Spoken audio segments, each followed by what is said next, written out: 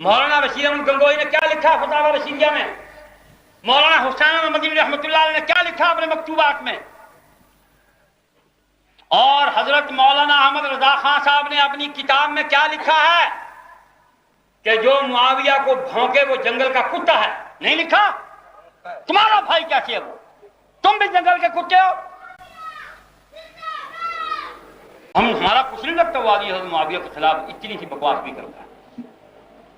ہمارے اور اہل حدیثوں دیوبندیوں بریلویوں کے بزرگوں میں سے کسی بزرگ نے ایسی بدتمیزی نہیں کی جو اس دور کا واد فروش مولوی روا رکھ رہا ہے، یہ صرف پیسے کی وجہ سے۔